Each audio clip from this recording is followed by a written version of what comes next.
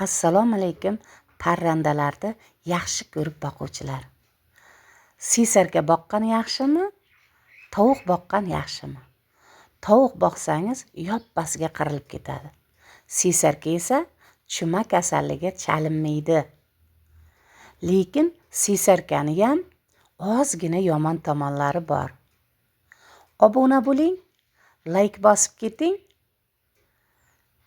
Videolarda Instagram, Facebook, TikTok to'liq holatida esa YouTube kanalida kuzatib borishingiz mumkin.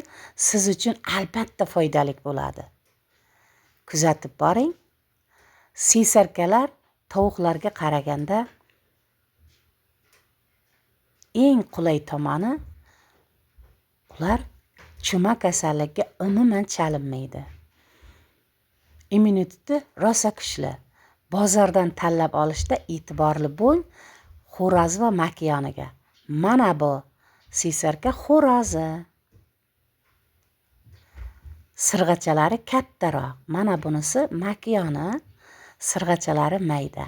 Sisarkalarda xo'rozi tovuqnikiga o'xshab alohida patlari yarqillab turmaydi. Sisarkalar tovuqlardek tuxum qiladi ular ham. Tovuq qaysi donni yesa o'sha donni yeydi. Faqatgina tovuqqa qaraganda ko'proq o'txo'r hisoblanadi. Undiklarga o'xshab ketadi. Ko'rinishidan ham o'zi o'xshaydi, qarang, undiklarga, faqat jussasi kichikroq. Bozorga borganda e'tiborli bo'ling sirg'achasiga. Agar siz tuxum yo'nalishida sotib oladigan bo'lsangiz. Tovuqlarga qaraganda yana bitta tomoni bor. Ovozi rosa baland.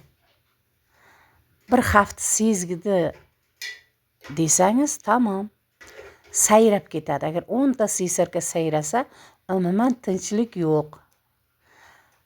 O'shanisiga ham e'tibor bering, sisarka boqmoqchi bo'lsangiz. Ob bo'lganingizdan keyin sayrasa, yoqmay qolsa, sotish kerak yana. Sisarkalar tuxumi rosa yaxshi. Agar kurk bo'lmasa, undiklarga qo'yib ochirasiz, tovuqlarga qo'yib ochirasiz. Sisarkalarda yana bir foydali tomoni, it boqmasangiz ham bo'laveradi. Uyda bemalol qo'riydi. Ular kiygan odamlarni ham yo qandaydir tovuqlar kelsa ham ular cho'qilib tashlaydi va ovozini boricha sayrashni boshlaydi. Sisarkalarni yangitdan olgan bo'lsangiz, qanotidan ozgina qirqib qo'ying, qo'shinlikka uchib ketmasin. Obuna bo'lib qo'ying.